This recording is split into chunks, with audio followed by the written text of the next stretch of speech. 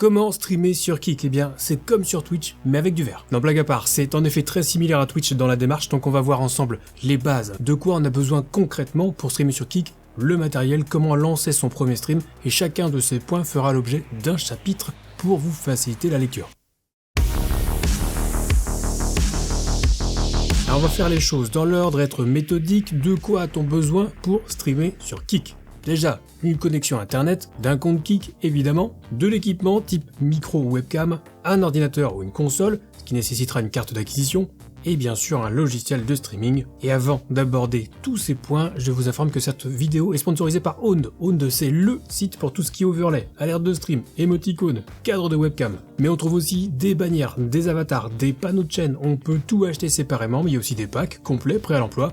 En général, ils sont modulables, ça veut dire que si votre pote achète le même pack que vous, eh bien vous pourrez quand même vous démarquer entre vous. Comme par exemple avec le pack de Stream Zero Absolute Gaming, développé en partenariat avec Owned. Et si vous réalisez vos achats sur owned.tv via mon lien affilié, moi je touche une petite commission et en prime avec le code TomTom, vous aurez 50% de réduction sur toute la boutique. Donc go découvrir tout ça, il y a plus de 800 overlays et alertes, c'est juste la plus grosse boutique en ligne pour les streamers. Alors première étape, on va vérifier que la connexion internet est suffisante pour pouvoir streamer. Au minimum, moi j'estime qu'il faut au moins 3 mégas en upload, donc en débit montant pour pouvoir proposer un stream convenable. C'est faisable avec moins, mais ça dépendra du contenu que vous comptez diffuser et ça obligera sans doute à faire quelques concessions. Et comme aujourd'hui les standards en termes de qualité de stream sont assez hauts, on va pas se mentir, ça serait dommage de proposer une qualité pas ouf. Donc pour vérifier la connexion internet des restrictions, le site speedtest.net, on fait un test et on note le débit ascendant. Si vous avez moins de 3 mégabits par seconde, c'est chaud. Et pour les besoins de cette vidéo, on va considérer que vous avez au moins 3 mégas en upload et faire des réglages en conséquence. Et pour ceux qui ont vraiment une bonne connexion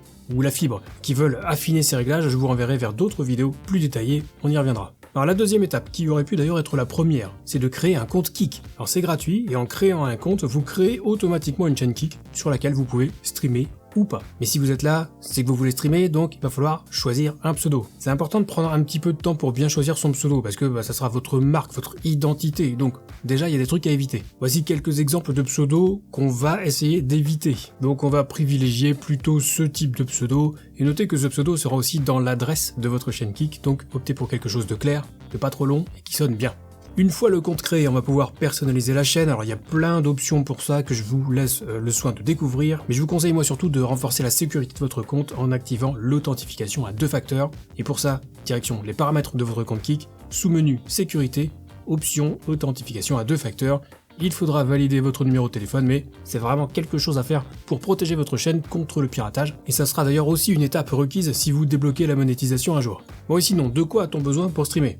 Un micro, un casque pour éviter d'avoir le retour des haut-parleurs dans le micro, voire un micro-casque qui cumule les deux, et éventuellement une webcam. Alors la webcam n'est pas obligatoire, mais elle est quand même conseillée, ça permet de créer un lien visuel direct avec les viewers, c'est pas négligeable. Ensuite, il y a plusieurs cas de figure, soit vous jouez sur PC, soit vous jouez sur console. Si vous jouez sur console, à l'heure actuelle, il n'est pas possible de streamer directement depuis la console. Mais sachez que Kick semble travailler sur une application pour les consoles donc, mais bon en attendant, on va oublier. L'autre option, c'est de capturer la console sur PC via une carte de capture. Il faudra donc un boîtier d'acquisition et un PC pour gérer le stream. Et si vous jouez sur PC, là c'est simple, vous pouvez jouer et streamer en même temps sur votre PC. Ça va évidemment dépendre de votre machine, notamment du processeur, de la carte graphique et de la mémoire vive. Donc dans les deux derniers cas, le principe est le même. C'est le PC qui va gérer le stream et son encodage pour l'envoyer sur Kick et on pourra ensuite ajouter des périphériques comme le micro ou la webcam. Alors notez que sur PC justement n'importe quelle webcam ou micro USB a priori fonctionne. J'ai testé beaucoup de matériel sur cette chaîne. Je vous mettrai un lien vers mes sélections finales dans la description, comme ça vous pourrez trouver du matériel facilement en fonction de votre budget. Donc on a la connexion, on a créé un compte Kick, on a le matériel, on va streamer sur PC, il est temps de télécharger un logiciel de streaming. Il en existe plusieurs. OBS Studio, Streamlabs Desktop, qui travaille d'ailleurs sur une intégration complète pour Kick, XSplit, etc. En perso, je retiens OBS Studio car c'est le logiciel qui permet le plus d'évolutivité au niveau de votre stream. Il est libre, gratuit, et si au premier abord il semble un petit peu compliqué, vous verrez qu'il n'en est rien si on se concentre un minimum. Donc c'est parti, sur le site officiel pour télécharger OBS Studio, prenez la version qui correspond à votre système d'exploitation et installez-la de façon classique. Une fois que c'est fait, on peut lancer le logiciel et on aura cette interface avec une grande zone noire qui correspond à l'aperçu du stream, donc pour l'instant il n'y a rien, c'est normal. On ajoutera par la suite le jeu et la webcam. Et en bas on trouve plusieurs sections, plusieurs docks, avec les scènes, les sources, le mélangeur audio, les transitions et les commandes. Chaque scène qu'on va créer sera constituée de plusieurs sources, le jeu, la webcam, etc. On peut créer plusieurs scènes différentes et passer de l'une à l'autre quand on veut. Le mélangeur audio, c'est une espèce de table de mixage où on verra apparaître les différentes pistes audio associées à nos sources, par exemple le son du jeu. Les transitions permettent de modifier la façon dont on passe d'une scène à l'autre. Par défaut, on a un fondu de 300 millisecondes, c'est très bien comme ça pour l'instant. Et enfin, les commandes, c'est ce qui nous permet d'accéder aux paramètres d'OBS et surtout de lancer le stream. Donc première chose à faire, on va aller dans les paramètres d'OBS et dans le menu Stream Flux et on va choisir le service Kik. Alors à l'heure où est publiée cette vidéo, le service n'est pas encore proposé sur OBS. Donc en attendant, on va choisir un service personnalisé et renseigner le serveur et la clé de stream. Ces deux infos, vous les trouvez via votre compte Kik dans les paramètres sous menu Clé du stream. URL du stream, c'est ce que vous devez copier et coller en tant que serveur sur OBS, et on va répéter ensuite l'opération pour la clé du stream qu'on peut copier puis coller dans le champ éponyme sur OBS. Et là, si je veux, je peux cliquer sur commencer le stream et lancer un live sur Kik. Mais avant, il faudra peut-être ajouter un jeu, la webcam et un micro, c'est le minimum. Donc on branche le micro et la webcam sur l'ordi et on va commencer avec le micro. Dans les paramètres d'OBS, dans le menu audio, je sélectionne le micro, j'applique les changements et là vous voyez que ça ajoute des barres de volume dans le mélangeur audio où je peux ajuster le volume éventuellement de mon micro. Alors petite astuce ici, il faudrait que la barre de volume du micro arrive environ au milieu de la zone jaune et le son du jeu sera donc dans la zone verte en dessous. Je vous invite vraiment à régler correctement votre micro, c'est très important d'avoir une bonne qualité de micro sur votre stream et pour ça, vous pouvez suivre la vidéo dans laquelle je vous montre comment bien régler son micro avec les filtres inclus dans OBS Studio. Ensuite, on va aller dans le menu vidéo. La résolution de base, la plupart du temps, c'est celle de votre écran de jeu. Donc en général, c'est du 16:9 Full HD, donc 1920 par 1080, même si ça reste un exemple. La résolution de sortie, c'est la résolution du stream. Pour l'exemple, je vais choisir de streamer en 1280 par 720 avec un débit d'image à 30 et j'envisagerai un deuxième cas de figure pour ceux qui ont une bonne connexion ou la fibre avec une résolution de sortie en 1664 par 936 avec 60 images par seconde. Alors je vais pas rentrer dans le détail de pourquoi ces résolutions, j'en ai largement parlé dans ma vidéo sur le bitrate pour streamer sur Twitch, qui est totalement transposable au streaming sur Kik, et après avoir fait énormément de tests, ce sont les meilleurs compromis si on tient compte des limites de débit sur Kik. Ensuite le filtre de redimensionnement, sur Bicubic c'est bien, on peut aussi régler sur Lanczos pour un petit peu plus de finesse, et si vous voulez davantage d'informations sur ces options, eh bien je les détaille en profondeur dans ma vidéo sur les réglages d'OBS. Et je vous invite vraiment à la consulter si vous voulez pas être trop perdu.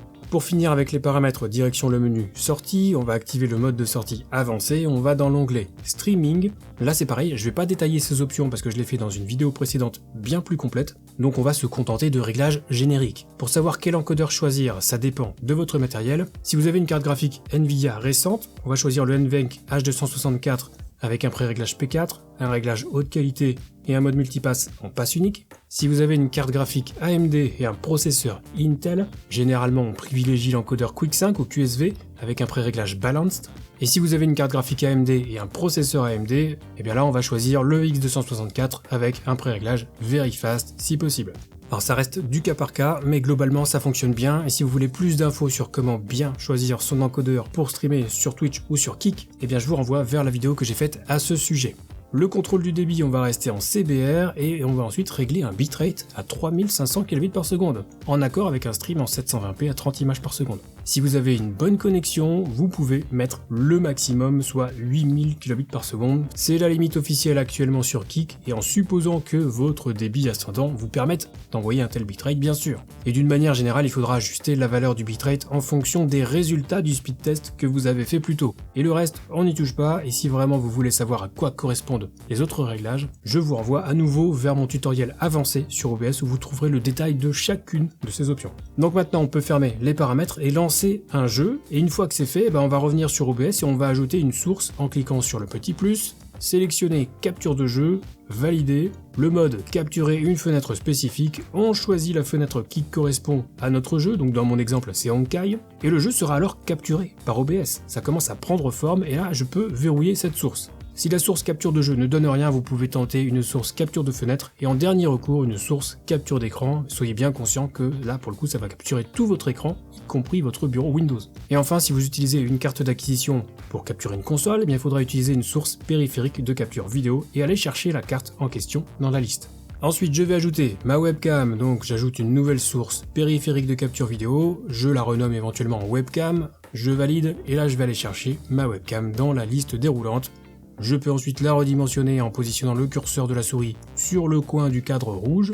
Je choisis une taille qui me convient et je la place où je veux. Et donc là on a une seule et unique scène, mais on peut en créer d'autres évidemment, et pour ça, eh bien, je vous invite à regarder ma vidéo sur la création de scènes, où j'aborde un peu plus en détail les autres scènes possibles. Alors si vous avez déjà regardé un stream, vous avez dû voir que quand on suit une chaîne, souvent on a une petite animation avec son pseudo, on appelle ça une alerte. Donc on va en ajouter très simplement sur notre stream, et pour ça, eh bien, direction le site Botrix, où on va pouvoir s'identifier avec Twitch ou autre. Ensuite on pourra faire la connexion avec Kik, à l'issue de quoi il nous sera demandé de passer Botrix en modérateur sur notre chaîne Kik. Donc je clique sur le bouton continuer, ce qui m'amène sur mon dashboard Kik, et dans le sous-menu modérateur, je vais cliquer sur le bouton ajouter un nouveau modérateur, je tape Botrix, je sélectionne le pseudo avec la coche verte et je valide. De retour sur le site Botrix, on me demande d'aller sur la chaîne Kik de Botrix pour taper une commande dans le chat. Et bien je vais donc copier la commande avec CTRL-C, je vais sur la chaîne en question, je colle la commande dans le chat avec CTRL-V, j'envoie le message et le lien entre Botrix et ma chaîne Kik sera désormais effectif.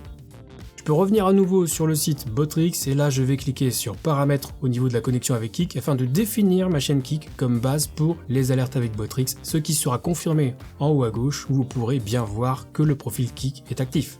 Et il ne reste plus qu'à configurer rapidement les alertes. Alors elles sont mal traduites, mais en gros on a des alertes pour les abonnements offerts, les follow, les raids, les kicks et les dons. On va prendre l'exemple de l'alerte pour les followers, donc je vais juste changer le texte de l'alerte, à noter qu'on peut aussi changer l'image qui sera associée à l'alerte, voire uploader les nôtres en passant par une boutique comme Owned par exemple qui propose un choix de fou. On va répéter l'opération pour toutes les alertes et une fois qu'on a terminé, eh bien, il ne resterait plus qu'à ajouter les alertes sur OBS. Donc je vais d'ores et déjà copier l'URL du widget d'alerte. Ensuite retour sur OBS, dans ma scène je vais ajouter une source navigateur, je peux la renommer en alerte, et là je vais simplement coller la fameuse URL du widget d'alerte dans le champ URL et mettre les dimensions de mon canevas, donc dans cet exemple 1920 par 1080.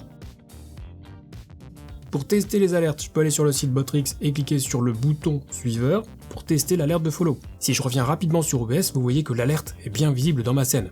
Je pourrais au passage la repositionner, etc. Vous faites comme vous voulez. Et ça y est, là on peut lancer notre premier stream. Si je devais juste vous donner un petit conseil, c'est de vous préparer un minimum. Cette chaîne YouTube est remplie de conseils et tutoriels en rapport avec le streaming. Vous avez plus de 250 vidéos à votre disposition pour parfaire vos connaissances et être armé pour le streaming. Et tout ce qui est valable pour Twitch l'est bien souvent aussi pour Kik, même si bon, on retrouve pas toutes les fonctionnalités et tous les widgets, mais vous devriez pouvoir trouver des vidéos qui pourront s'appliquer aux deux plateformes. Alors attention tout de même, je préviens parce que Kik est encore une jeune plateforme, mais quel que soit votre objectif en tant que streamer, sachez que ça sera pas forcément facile. Si vous voulez proposer de la qualité, il vous faut du matériel convenable et une bonne connexion internet. Il n'y a pas forcément besoin de dépenser des milliers d'euros dans du matos, on trouve du matériel très correct à prix réduit, et je pourrais terminer en vous donnant plein de conseils pour bien démarrer sur Kik. J'ai fait plusieurs vidéos sur le même sujet, mais pour Twitch, et ces conseils sont exactement les mêmes, pour une raison très simple, c'est que Kik, au même titre que Twitch, est simplement une plateforme de streaming. Bref, libre à vous de consulter les autres vidéos de la chaîne. En tout cas, vous pouvez lancer votre premier stream. Si vous avez des questions en rapport avec le streaming, vous pouvez venir me les poser dès que je suis en live sur Twitch, parce que oui, moi je stream encore là-bas. Et pour les questions plus techniques, je vous invite à rejoindre le Discord communautaire Zero Absolute Gaming. Lisez bien les règles pour débloquer les salons d'aide et on vous répondra au plus vite. Et sur ce, c'est la fin de cette vidéo, on se retrouve très vite pour la prochaine et d'ici là, bon stream.